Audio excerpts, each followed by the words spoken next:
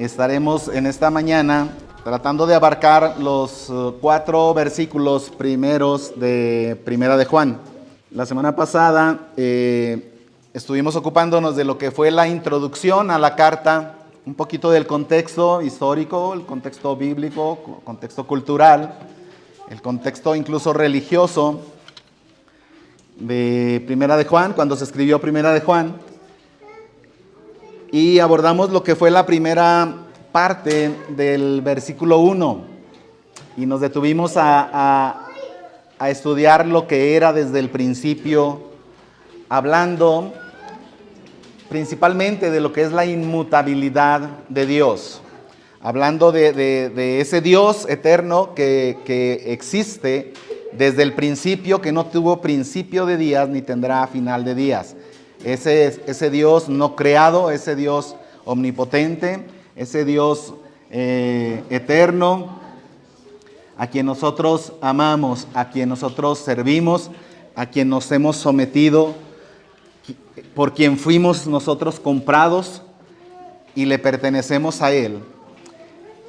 Y es importante todo esto que estoy diciendo con relación a esta parte, porque de ahí se va a desprender todas las acciones y conductas y pensamientos que el apóstol Juan va a trasladarnos a través de que pasemos por la primera carta. Y así vamos a darle lectura, por favor, acompáñeme con su vista. Dice la escritura de lo que era desde el principio, lo que hemos oído, lo que hemos visto con nuestros ojos, lo que hemos contemplado y palparon nuestras manos tocante al verbo de vida. Porque la vida fue manifestada y la hemos visto y testificamos y os anunciamos la vida eterna, la cual estaba con el Padre y se nos manifestó. Lo que hemos visto y oído, eso os anunciamos. Estas cosas os escribimos para que vuestro gozo sea cumplido. Este es el mensaje que hemos oído de Él y os anunciamos. Dios es luz y no hay ningunas tinieblas en Él. Bien, el contexto social en el que vivía la iglesia en ese tiempo en que se escribió Primera de Juan no es muy diferente al tiempo en el que usted y yo estamos viviendo. En una época donde se critica duramente y se condena cualquier tipo de certidumbre, de convicción acerca de la verdad. No es que no crean o no se crea en la verdad. Ellos aceptan, la gente, la mayoría de la gente en nuestra sociedad, como en aquel tiempo, acepta que hay una verdad, pero que nadie tiene una verdad absoluta. Eso lo comentábamos la semana pasada.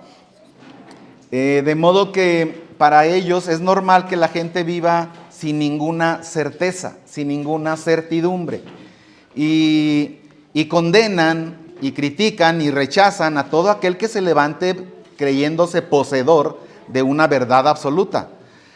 Entonces es un tiempo donde no hay absolutos en esta sociedad, no hay absolutos.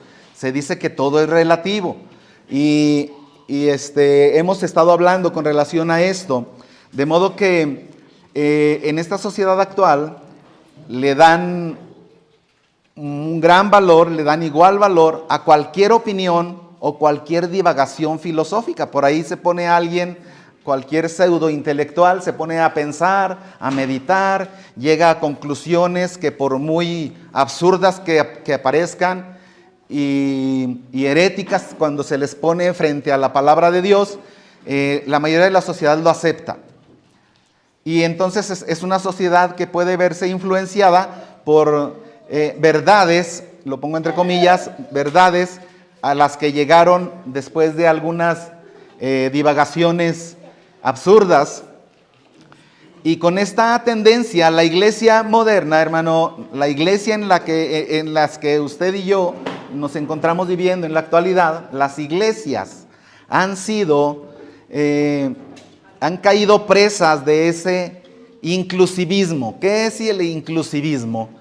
El inclusivismo es donde todo cabe, donde se le abre los brazos, se le abre la mente, se le abre incluso el corazón para recibir cualquier verdad.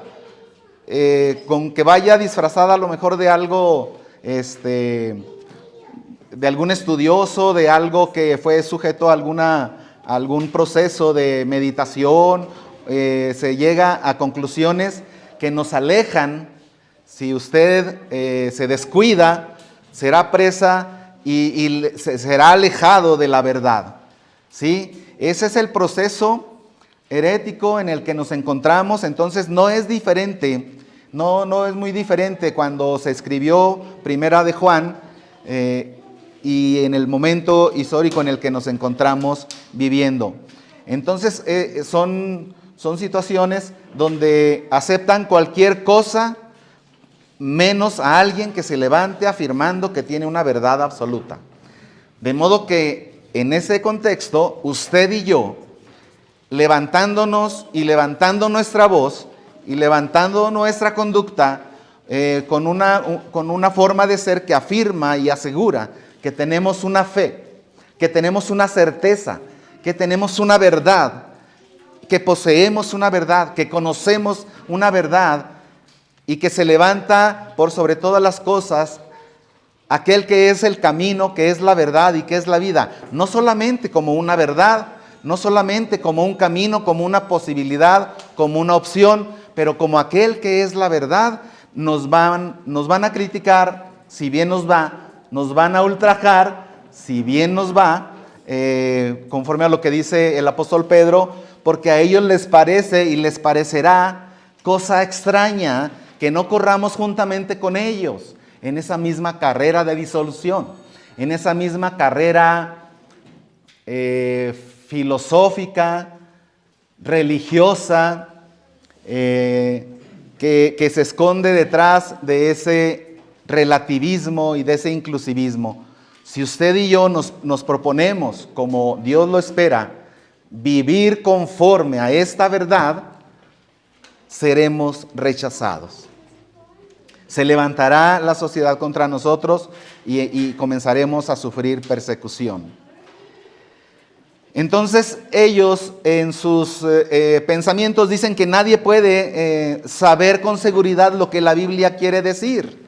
Llegó el momento donde empezaron a cuestionar incluso quién había escrito cuál carta, en qué tiempo fue escrita, si lo que dice realmente es lo que quiere decir. Y entonces se ponen a meditar, a llegar a conclusiones que solamente nos van o les van a apartar de la verdad.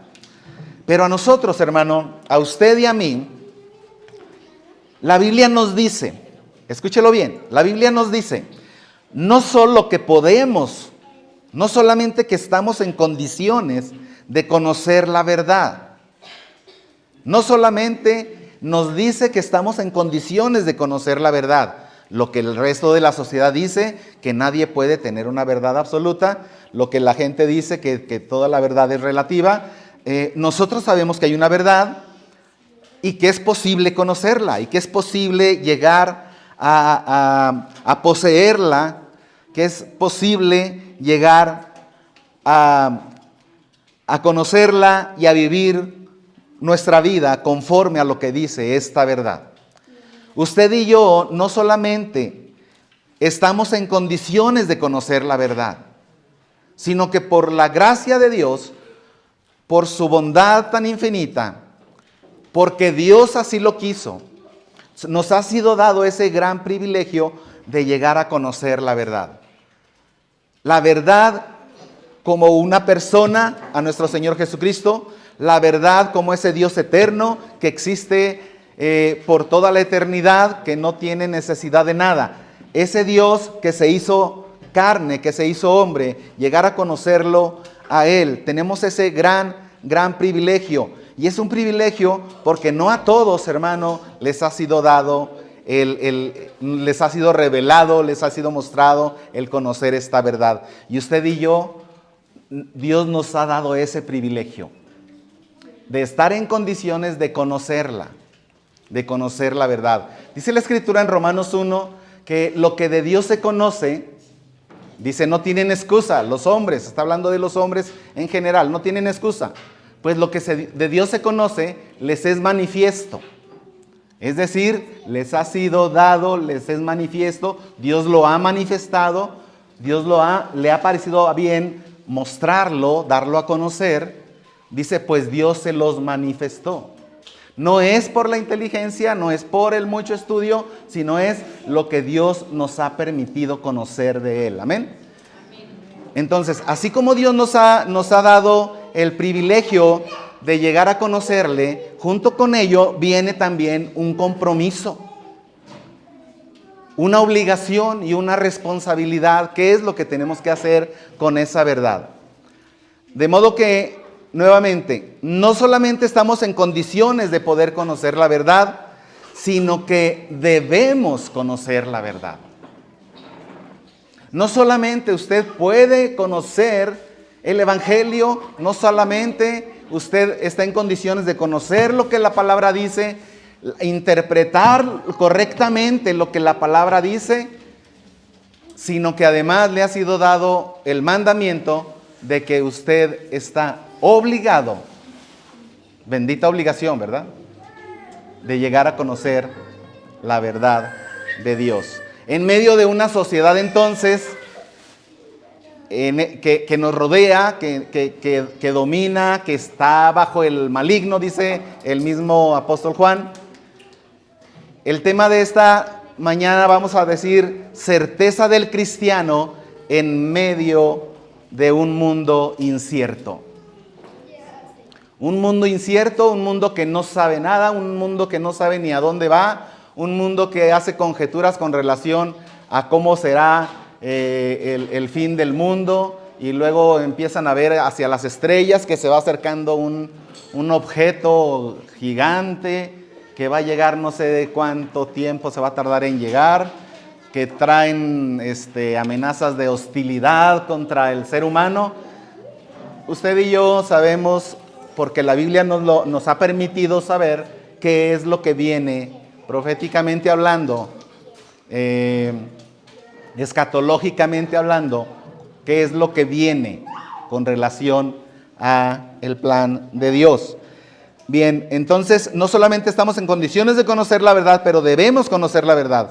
El Evangelio de Juan, capítulo 8, verso 32, dice, y conoceréis la verdad, y la verdad os hará libres. De modo que usted y yo, al conocer la palabra de Dios, el Señor nos ha traído esa bendita, esa preciosa libertad de llegar a conocerlo. Dice el Salmo 19:8 que los mandamientos del Señor son rectos, que alegran el corazón, que los preceptos del Señor son puros, que alumbran los ojos. Con relación a nuestro acceso, nuestra accesibilidad a la verdad, ahí está. Esa está en la palabra de Dios, en la predicación, en la enseñanza, en las doctrinas apostólicas, en las doctrinas que nos ponemos a estudiar. Mire, vaya conmigo a Isaías capítulo 29, por favor. Y el profeta Isaías, anunciando este tiempo, probablemente nos está diciendo en Isaías capítulo 29, Isaías 29, con relación a la verdad y el acceso que hemos de tener a esa verdad, dice, y pudiéramos incluso leer un poco más, desde más atrás, pero vamos a leer desde el verso 22, ¿sí? ¿Ya está conmigo ahí? Isaías 29, 22, dice, por tanto Jehová, que redimió a Abraham, dice así a la casa de Jacob, no será ahora avergonzado Jacob, ni su rostro se pondrá pálido. No será avergonzado, ni su rostro se pondrá pálido, porque verá a sus hijos, obra de mis manos en medio de ellos. ¿Qué es lo que verá a los hijos? Dice, que santificarán mi nombre y santificarán al Santo de Jacob y temerán al Dios de Israel. Y los extraviados de espíritu aprenderán inteligencia. Y los murmuradores aprenderán ¿qué? Doctrina. Usted y yo por mucho tiempo Vivimos alejados de Dios, lejos de Dios, extranjeros, ajenos de la gracia de Dios, ajenos a las cosas de Dios, sin esperanza y sin Dios en este mundo, hasta que un día, como dice Efesios, por su mucha misericordia, con que nos amó, nos hizo sentar en los lugares celestiales, nos atrajo, nos dio vida cuando estábamos muertos en nuestros delitos y pecados, y abrió los ojos de nuestro entendimiento, alumbró los ojos de nuestro entendimiento, y nos reveló, nos mostró la verdad del precioso evangelio de nuestro Señor. Y no solamente eso, hermano, pero somos obligados a conocer los cimientos, los fundamentos de nuestra fe. ¿Es un mandamiento? Sí, es un mandamiento. Que estemos siempre preparados para presentar defensa con mansedumbre y reverencia ante todo aquel que nos demande la razón de la esperanza que hay en nosotros.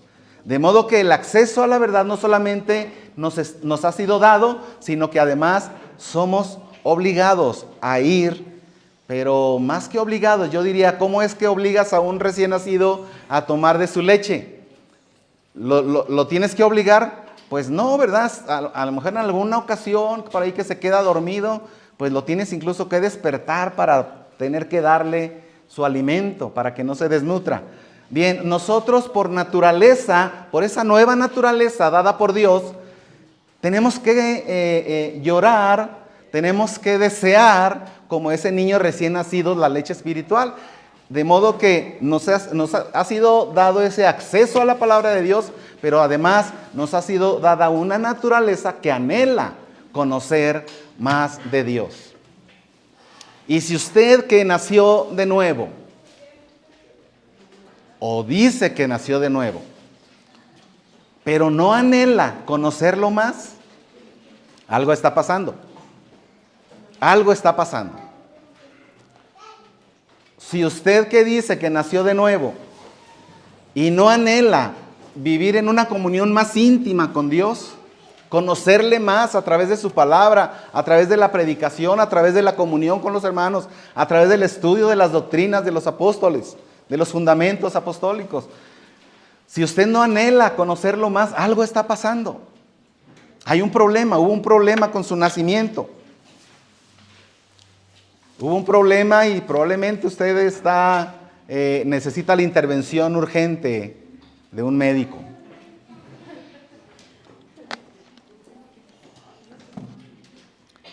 Entonces, ese acceso a la verdad está abierto. Debemos recordarnos cada vez que tenemos la obligación de conocer esa verdad. Ahí está la palabra de Dios abierta, el Espíritu Santo dispuesto para abrir nuestros ojos, para traer entendimiento, para traer consuelo, para traer dirección, para traer fortaleza a través de la palabra de Dios, todo lo que la palabra de Dios produce en nosotros para ser llenos de gozo. Entonces nos ha sido dada esa claridad, esa claridad de la palabra de Dios, esa revelación especial que solo Dios nos puede dar a través de su palabra. Y la correcta lectura, la correcta interpretación de la palabra de Dios. Y eso, hermano, nos permite que en medio de esta sociedad incierta, de este mundo incierto, usted y yo seamos de los pocos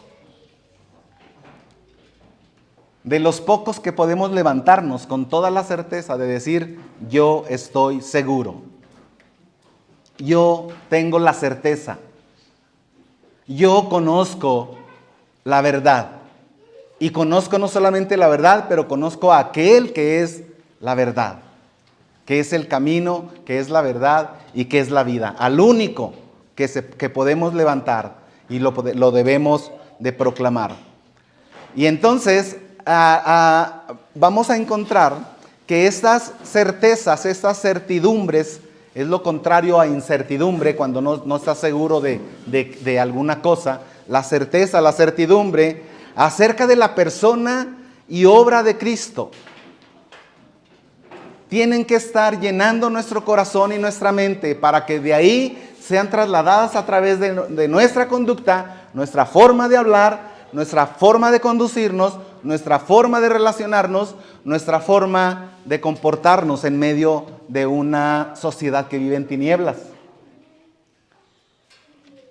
¿Está de acuerdo que vive en tinieblas? La sociedad está en tinieblas. Usted y yo somos llamados a brillar, a resplandecer como luminares en el mundo. A eso fuimos llamados.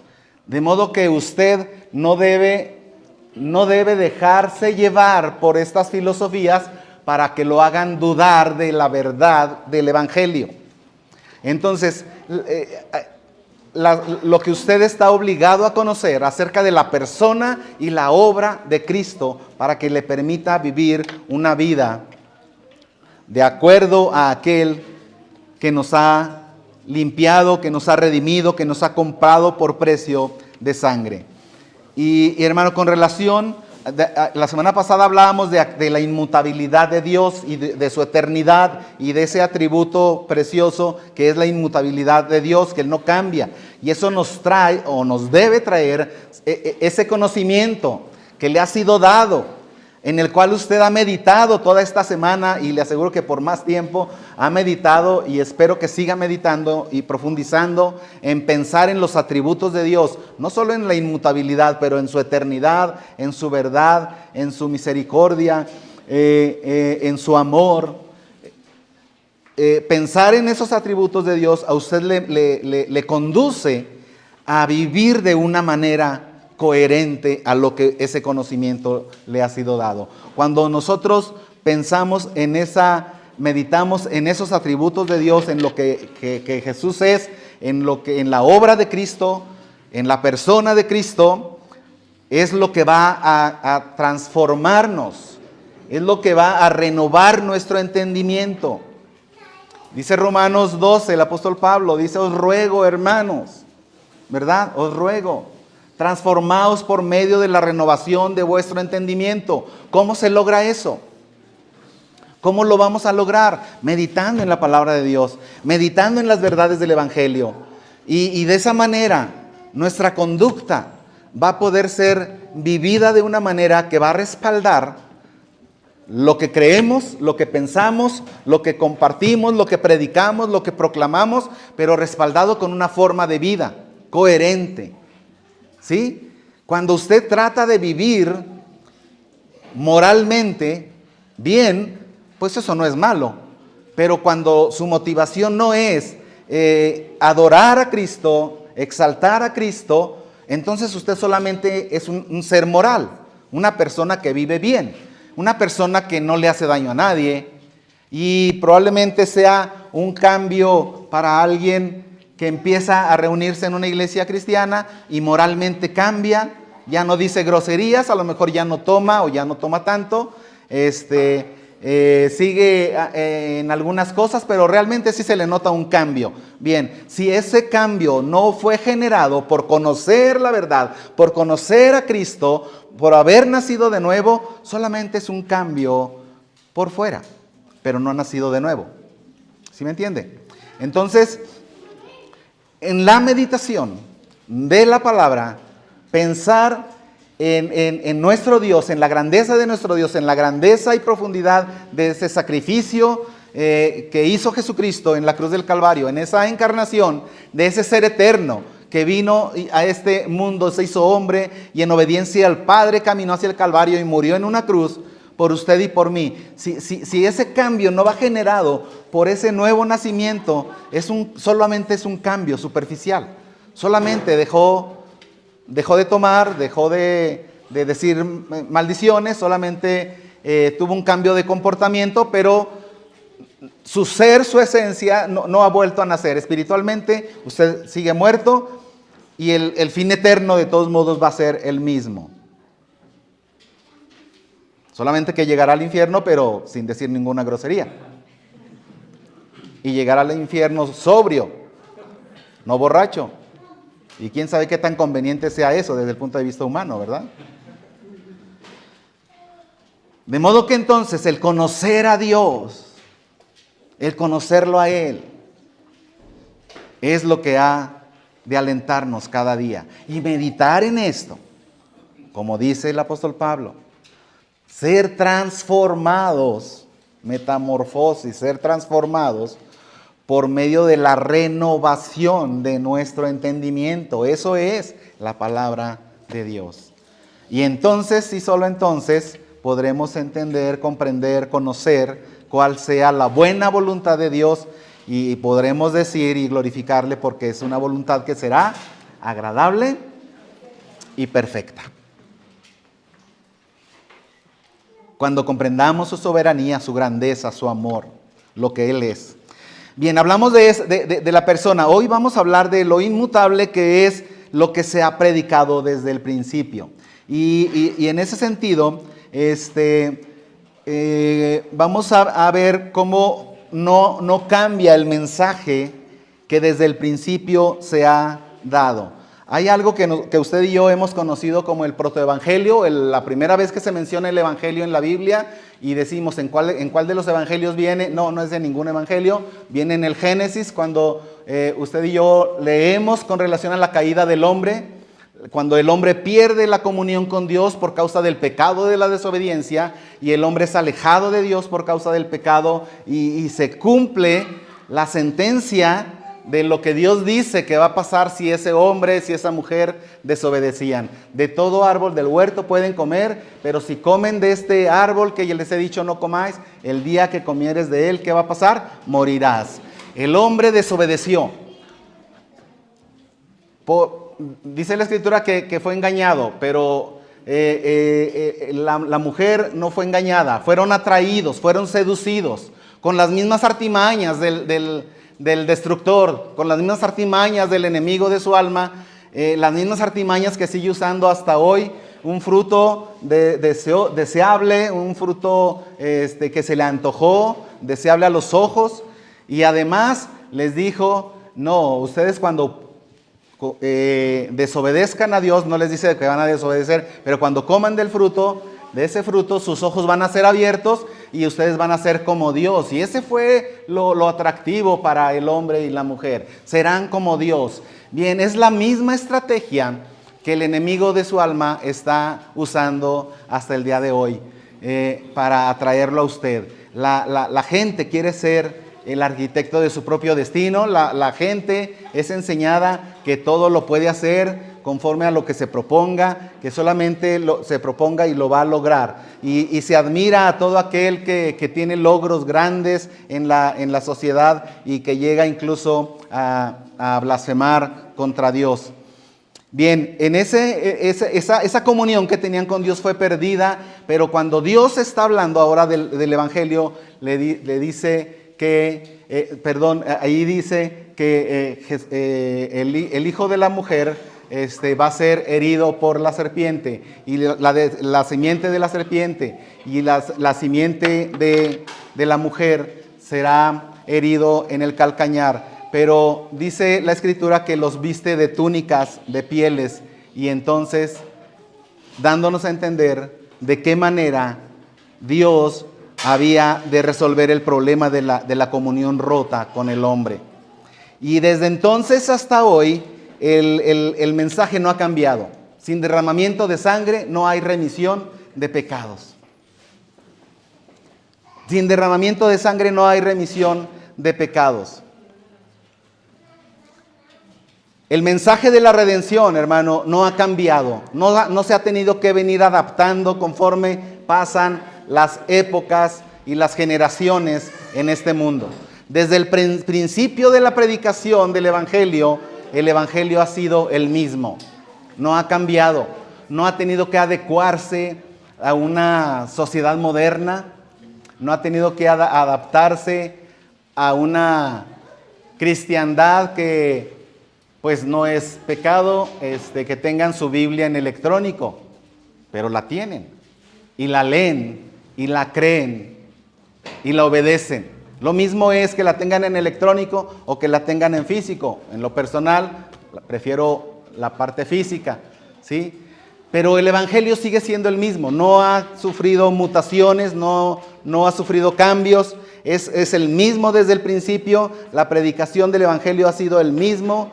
Y los fieles predicadores a lo largo de la historia siempre han exigido las bases del Evangelio, que es la fe y el arrepentimiento. Vaya conmigo a Mateo capítulo 4, y desde que comenzó Jesús en su ministerio terrenal, Mateo capítulo 4, comenzó Jesús a predicar el Evangelio, y sus palabras han de resonar todavía en nosotros. En el verso 17.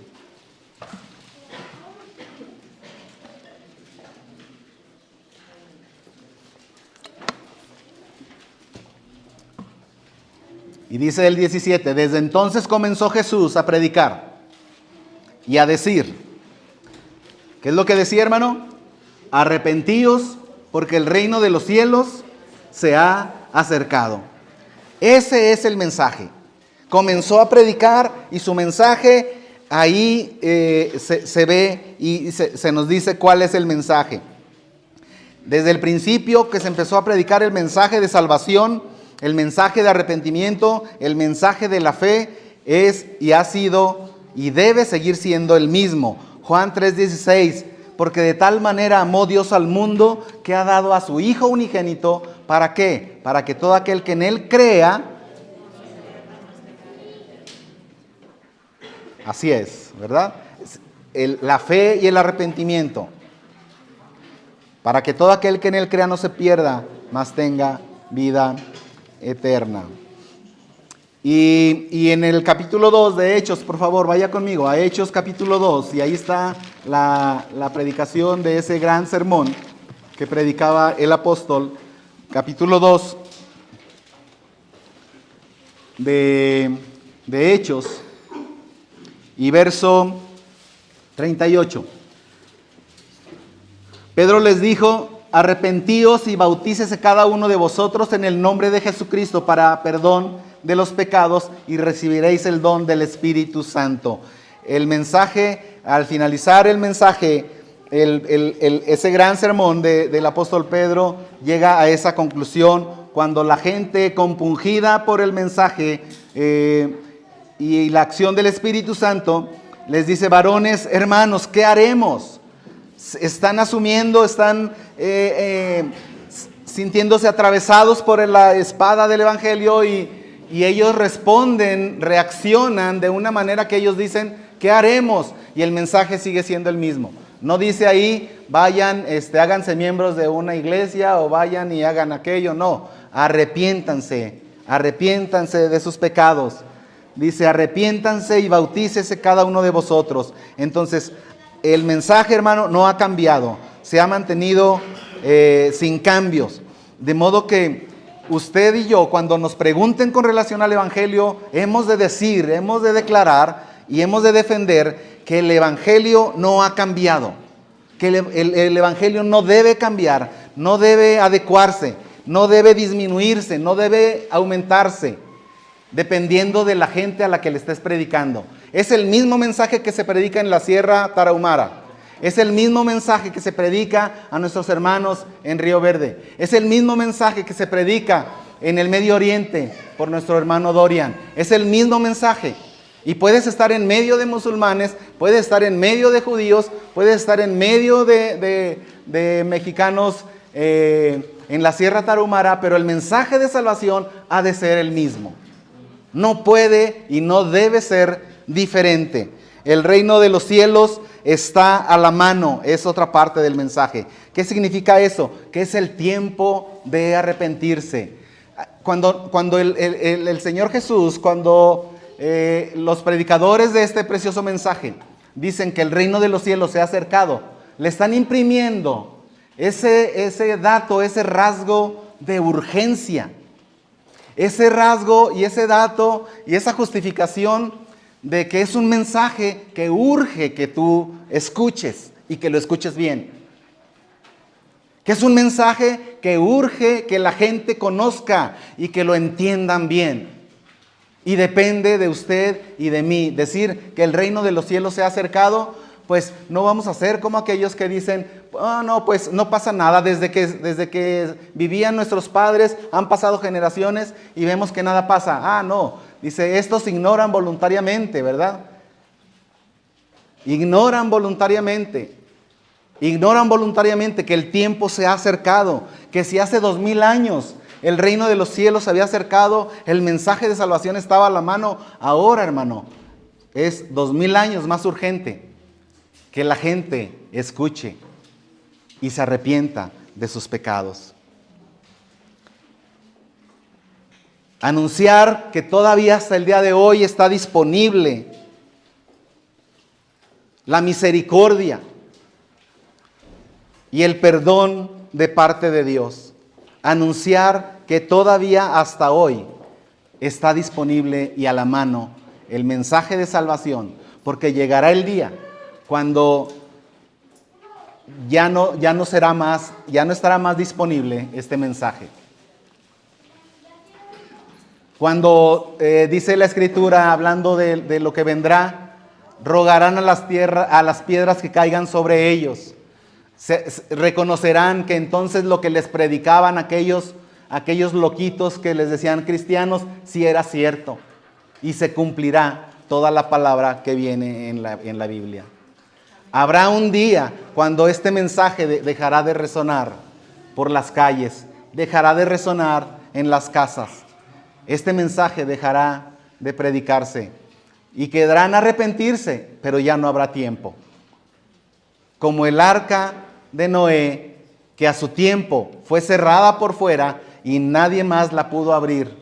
Nadie más la pudo abrir y nadie más pudo entrar. Solamente 8 personas se salvaron, dice la palabra de Dios. Y nosotros lo hemos creído, nosotros lo anunciamos y nosotros proclamamos que esta verdad, hermano, que usted y yo nos ha sido dado el privilegio de conocer, también somos responsables para que la gente la escuche. Todavía hasta ahora es para nosotros el mandato que prediques la palabra, que instes a tiempo y fuera de tiempo. Redarguye, reprende, exhorta con toda paciencia y doctrina. Hemos de estarnos redarguyendo unos a otros, hemos de estarnos exhortando unos a otros, pero también hemos de estar anunciando que hay un tiempo cuando este mensaje ya no se va a escuchar más. Cuando esa puerta de la gracia que se nos ha abierto a través de ese camino espacioso, nuevo y espacioso, que es Jesucristo, ese libre acceso que tenemos para llegar al trono de la gracia, será cancelada y nadie más será salvo. Ese tiempo de la gracia va a tener un límite de tiempo. Entonces es tiempo, hermano, de que usted y yo estemos predicando este precioso evangelio sin cambiarle, sin disminuirle, sin agregarle, sin quitarle. Bien, cuando habla el apóstol con relación a este verbo de vida, y vamos nuevamente a 1 de Juan 1, dice la Escritura, lo que era desde el principio, verso 1, lo que era desde el principio, lo que hemos oído, lo que hemos visto con nuestros ojos, lo que hemos contemplado y palparon nuestras manos, tocante al verbo de vida, tocante al verbo de vida. El Evangelio de Juan en el capítulo 1 y verso 14 dice que nosotros vimos su gloria, aquel verbo del que está hablando en el verso 1.1 del Evangelio de Juan, dice que en el principio era el verbo y el verbo era con Dios y el verbo era Dios. Ese verbo, verso 14, se hizo carne y habitó entre nosotros y vimos su gloria, gloria como la del unigénito del Padre, lleno de gracia y de verdad. Aquí vemos que experimentar a Cristo y su evangelio no es algo que se quedó solamente como algo imaginario, como ver un fantasma, como algunos de los filósofos de ese tiempo, los gnósticos decían, los del docetismo, decían que realmente lo que se veía de Jesús era como un fantasma, porque realmente Jesús, siendo Dios, no podía participar de carne. Entonces ellos separaban esas dos entidades y decían que lo que se veía de Jesús realmente era como un fantasma. No, el apóstol Juan lo está diciendo aquí. No, ese verbo se hizo carne. Y lo dice claro y con todas las letras. Ese verbo se hizo carne.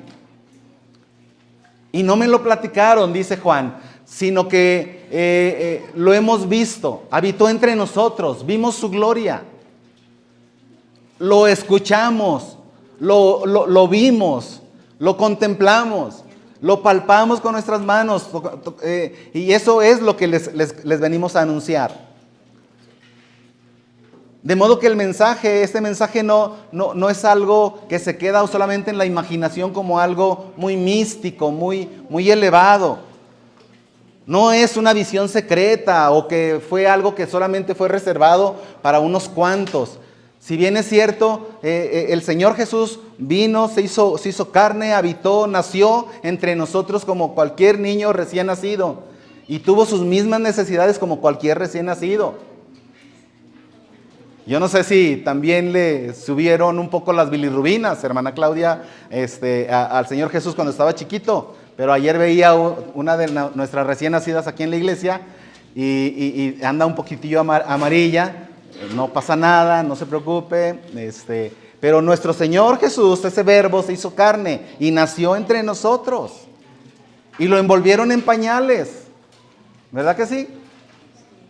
No eran de marca como las que usan ustedes ahora, pero lo envolvieron en pañales y fue alimentado al seno materno y creció y aprendió a caminar y caminó entre nosotros. Y cuando meditamos en esa parte que no nos revela la Escritura, pero él tuvo una infancia, una niñez, él fue neonato, fue recién nacido, fue un infante menor, estuvo en condiciones de ser enseñado y habitó como hijo de familia y aprendió la obediencia y fue llevado a la sinagoga y fue enseñado en todo.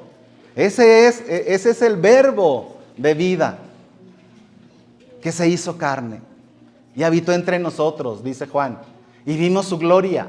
Aunque Juan lo conoció hasta lo que tenía los 30 años, ese verbo de vida, esa vida habitó entre nosotros. No se quedó entonces como algo muy elevado, solamente para unos cuantos ascendidos, algunos iniciados, algunos elevados, de modo que estas verdades, hermano, no son exclusivas para un grupo de gentes especiales. Estas verdades están accesibles para usted y para mí, igual que para todos los demás. Sí, es una verdad que ha de ser conocida y dada a conocer.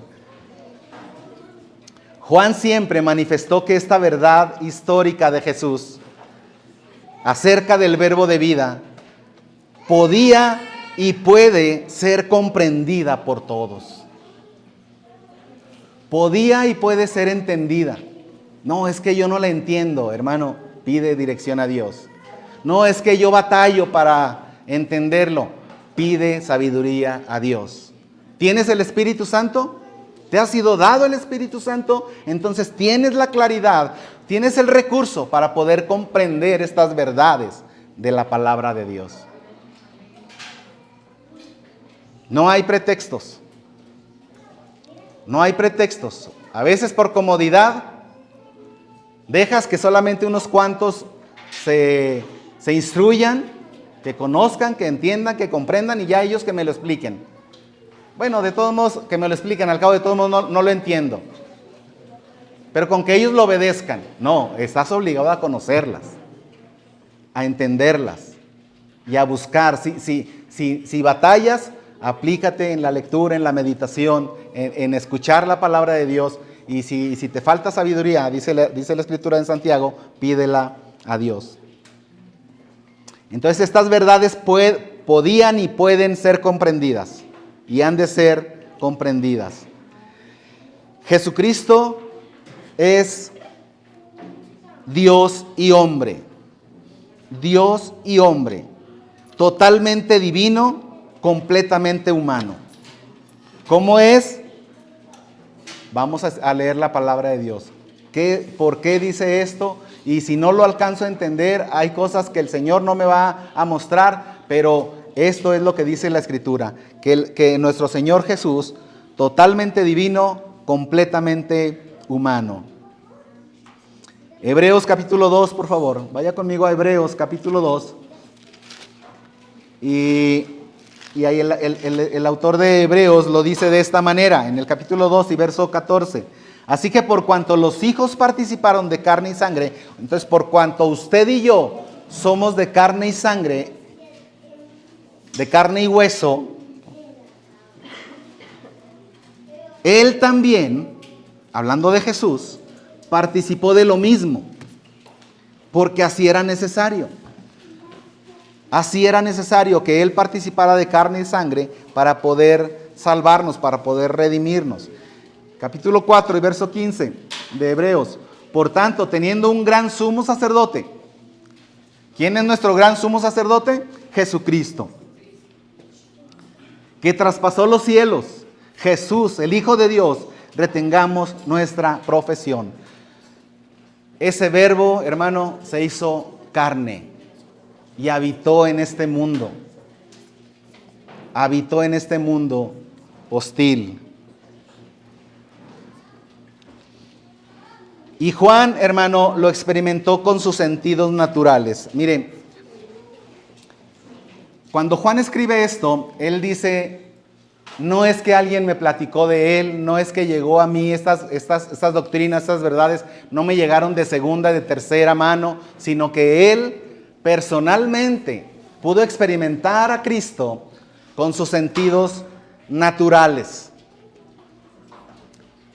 Y eso lo convertía en un testigo verdadero de la encarnación en su plenitud. Esto es importante, porque Juan, habiendo tenido ese gran privilegio de recostarse en el pecho de Jesús, de mirar las expresiones de su rostro, de tocar sus manos, él pudo escuchar palabras de aliento, palabras de corrección, palabras de misericordia a todos aquellos que rodearon a Jesús. Juan pudo conocer, palpar y ver a través de los sentidos naturales. Y eso lo convierte en un testigo obligado. ¿Qué significa eso? Él es un testigo calificado. Él puede dar testimonio de la verdad, porque Él estuvo ahí, porque Él pudo palpar, porque Él pudo oír, porque Él pudo ver. Y hay una responsabilidad grande que recae sobre aquellos que lo vieron y lo palparon en ese tiempo. Pero hay una bienaventuranza enorme, hermano, para usted y para mí, que no tuvimos ese privilegio de palparlo, de oírlo, de tocarlo con nuestras manos. ¿Qué le dice Jesús a Tomás? Cuando Tomás dice, no, ya no voy a volver a creer. No otra vez, dice Tomás, hasta que no lo vea yo con estos ojos y no meta mi dedo en el hueco de su mano, ya no voy a creer. Él estaba muy decepcionado, estaba triste.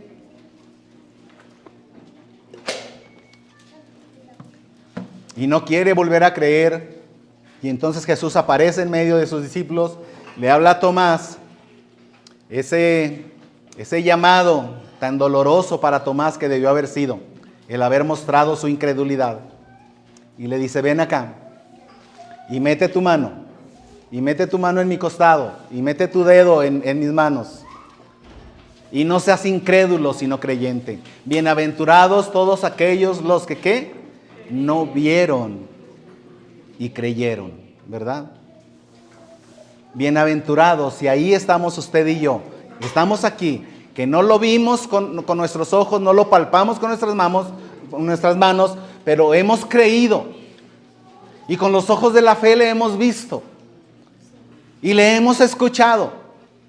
Porque cuando usted escucha la palabra de Dios, no está escuchando al que habla la palabra de Dios, está escuchando la voz de Dios a través de la lectura fiel de su palabra.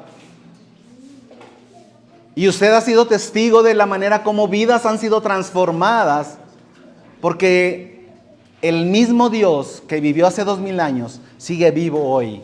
Y sigue haciendo maravillas, y sigue haciendo milagros, y sigue transformando vidas. Y sus manos todavía están extendidas en la cruz del Calvario para recibir el perdón y perdonar a aquel pecador que por arrepentimiento y creyendo solamente en el Evangelio se arrepienta de sus pecados. Amén. Hasta el día de hoy vemos la maravilla de ese gran amor de nuestro Dios y Salvador Jesucristo.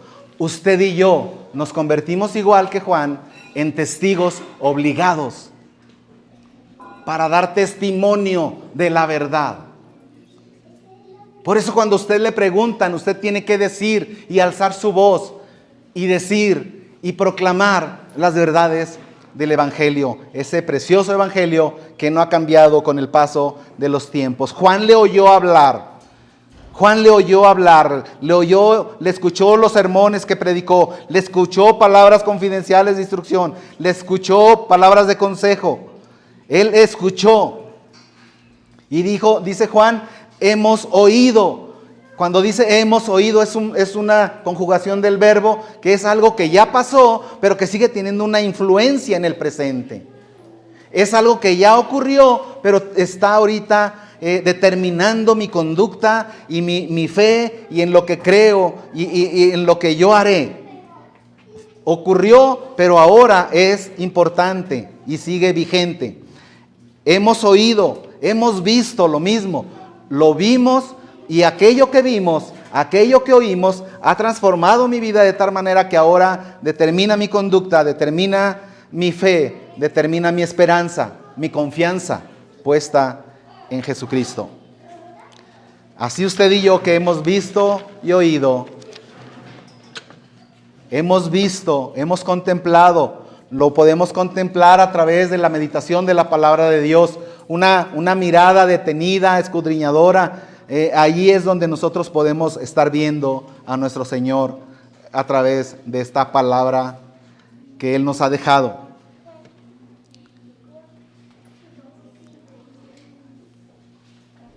Todavía nuestro Señor sigue siendo el mismo, no ha cambiado.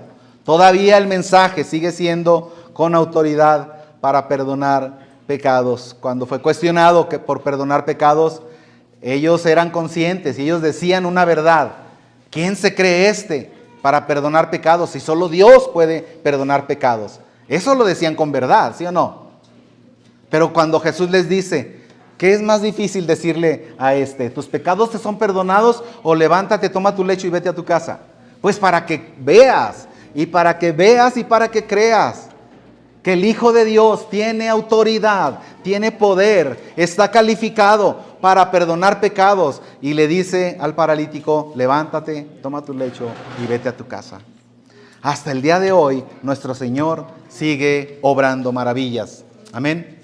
Hasta hoy el Señor sigue obrando maravillas. El haberlo palpado, el haberlo oído, el haberlo visto, no se convierten aún así en la experiencia más valiosa para los apóstoles.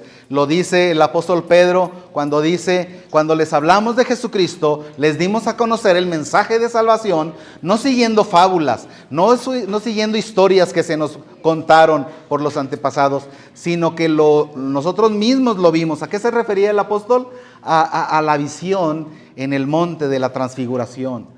Ahí lo vieron a Jesús transfigurarse lleno de gloria y vieron ahí cómo se transformó y cómo, pero aún así la esperanza de Jesús, de Pedro y la certeza del apóstol Pedro no se basaba en lo que vieron, sino dice, tenemos la palabra profética más segura, a la cual hacéis bien en estar atentos, no a visiones, no a fábulas, no a cuentos, no a historias, sino a la palabra de Dios, hermano.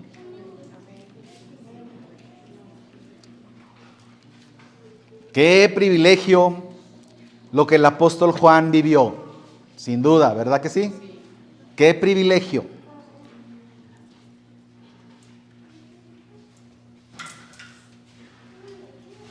Pero lejos de gloriarse o de jactarse o elevarse, ese privilegio fue transformado en una urgente necesidad de asumir una responsabilidad por el mensaje que tenía que dar. Y no renegó, se paró.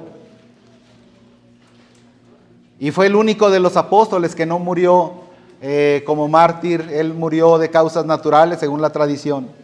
Pero esto se convierte en una responsabilidad y en un mandato, como apóstol y testigo presencial, a fin de dar testimonio de la verdad. Por eso, cuando él llega a esta parte de Primera de Juan, Él está diciendo todo lo que respalda, está enseñando las credenciales que le autorizan para hablar de esto que va a hablar. Y está diciendo, nosotros lo vimos a ese verbo que se hizo carne, lo palparon nuestras manos, lo vieron nuestros ojos, lo escucharon nuestros oídos, habitó entre nosotros, vimos su gloria. Y de eso es de lo que yo te voy a hablar. Esto es lo que yo vengo a anunciarte. Esto es lo que yo vengo a proclamar. Es lo mismo, hermano, que usted y yo hemos de sentir la urgente necesidad de proclamar estas verdades. Como quien ha visto, como quien ha oído, quien ha sido determinada su vida a través de la manifestación de esta verdad. Esto es lo que les anunciamos. Les anunciamos todavía ese regalo de la vida eterna. Esta verdad, hermano, tiene que ser proclamada y no retenida. No retenida, sino tenemos que proclamarla donde quiera que vayamos.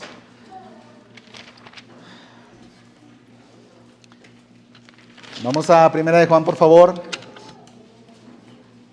Cuando llegamos al verso 3, dice la palabra de Dios, lo que hemos visto y oído, eso os anunciamos. Hay algo que tenemos que estar anunciando usted y yo. Y tiene que ser lo que dice la palabra de Dios. Tiene que anunciar la Biblia, toda la Biblia y nada más que la Biblia. Amén. Como los testigos cuando pasan delante de un juez terrenal, ¿qué es lo que les dicen poniendo la mano en la Biblia? Jura decir ¿qué? La verdad, toda la verdad, nada más que la verdad, ¿verdad? Así usted, estamos obligados como testigos a proclamar lo que la Biblia dice, todo lo que la Biblia dice y solo lo que la Biblia dice. Eso es lo que ha de ser anunciado, hermano. Lo que hemos visto y oído, eso os anunciamos, para que también vosotros tengáis comunión con nosotros, y nuestra comunión verdaderamente es con el Padre y con su Hijo Jesucristo. Cuando usted viene a esta familia, preciosa familia de amados de Dios, redimidos, la familia de los salvos, la familia que conforma a los llamados, a los escogidos, usted viene a la comunión con los otros hijos que también fueron salvos por Cristo. Y luego dice Juan, y nuestra comunión es con el Padre. Usted viene y se integra a la comunión con la iglesia, y nuestra comunión es con el Padre. Y hermano, no se le puede llamar comunión si lo que nos une no es este evangelio, esta verdad. Cualquier grupo de gente se puede reunir con cualquier motivo, con cualquier motivación, pero a nosotros nos une la sangre de Cristo, nos une este precioso mensaje de salvación, y por eso tenemos comunión unos con otros, y nuestra comunión verdaderamente, y esto es importante que lo diga y que lo sepa, nuestra comunión verdaderamente es con el Padre. Nuestra comunión verdaderamente es con el Padre y con su Hijo Jesucristo. Y cuando usted y yo conocemos esta verdad, dice el verso 4, estas cosas les escribimos, ¿para qué? Hay un propósito en que usted conozca estas verdades acerca de la comunión. Ya supimos, ya hablamos de ese ser inmutable, de ese ser que no cambia. Ya hablamos del mensaje de salvación que a través de las edades no cambia ni ha de ser cambiado. Y nadie tiene derecho ni a añadirle ni a quitarle, sino que ha de ser proclamado tal y como está ahí. Ya hablamos de nuestro gran privilegio que tuvimos de oír ese mensaje, de que fue abierto nuestro corazón para ser recibido ese mensaje tocante al verbo de vida. Y ya hablamos con relación a nuestra comunión con el Padre y con su Hijo Jesucristo. Y esto, hermano, hemos de anunciarlo y hemos de recordarlo a cada rato, usted y yo, unos a otros, para animarnos unos a otros, dice aquí el verso 4, para que su gozo sea cumplido.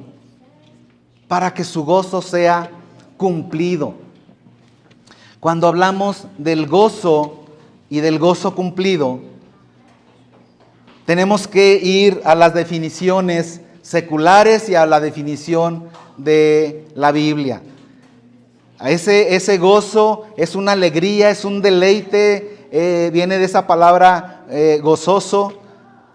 Y cuando habla de que el gozo sea cumplido, viene de una palabra que se llama plero, como estar pleno, como estar repleto.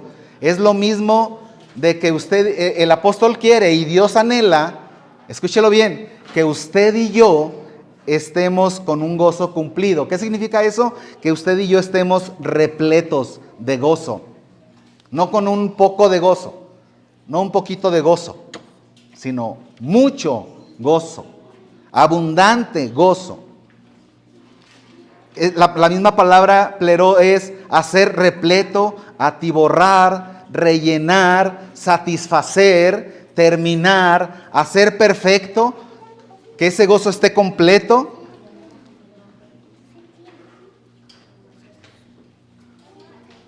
Y esa verdad transformadora que es el Evangelio ha de producir en nosotros ese gozo que el Señor quiere que usted y yo estemos experimentando y manifestando todos los días de nuestra vida.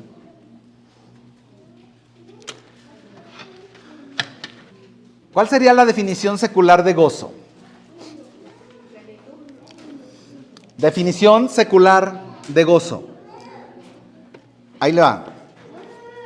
Emoción evocada por el bienestar, el éxito o la buena fortuna. Eso es el gozo en un diccionario secular. ¿Otra vez? Emoción evocada por el bienestar, el éxito o la buena fortuna, la buena suerte, o por la posibilidad de poseer lo que se desea. Eso produce gozo, según el mundo. No aplica para el cristiano. Esa definición no aplica.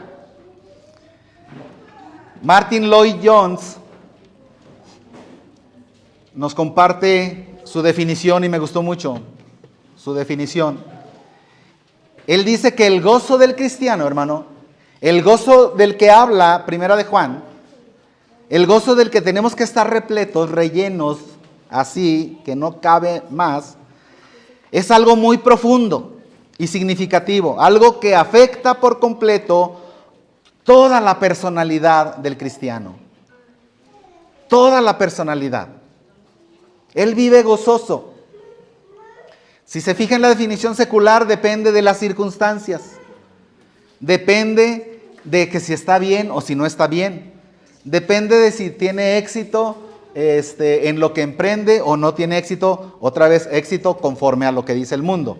Porque hay un éxito en el contexto cristiano, en el contexto de los hijos de Dios, y es completamente diferente. Pero el gozo en el que no es cristiano, en el que vive en el mundo, en el que no conoce a Cristo, va a depender de su buena suerte. O de la posibilidad que tiene de poseer lo que desea. Por eso es inadecuada esa definición para el cristiano. Para el cristiano dice aquí entonces que es un gozo que le afecta por completo toda la personalidad. Y fíjese bien, dice, solo existe una cosa que puede producir verdadero gozo y es la contemplación del Señor Jesucristo. La contemplación del Señor Jesucristo. ¿Dónde lo vemos? ¿Dónde lo contemplamos? No que escuche usted que le entre por un oído y le salga por el otro. No que escuche usted de pasada nada más. No que pues como que alcancé a oír. Como que entre sueños en el medio del sermón escuché algo que no. Contemplación del Señor Jesús. ¿Cómo se hace esto? Es a través de la meditación en la palabra de Dios. Es ahí donde nosotros le vamos a ver a nuestro Señor Jesucristo. Ahí es donde lo vamos a contemplar. Y eso ha de producir gozo en nosotros. ¿Qué es lo que vamos a contemplar? La palabra contemplar no solamente es ver. Por eso Juan hace esa diferencia cuando dice le hemos visto con nuestros ojos, le hemos contemplado.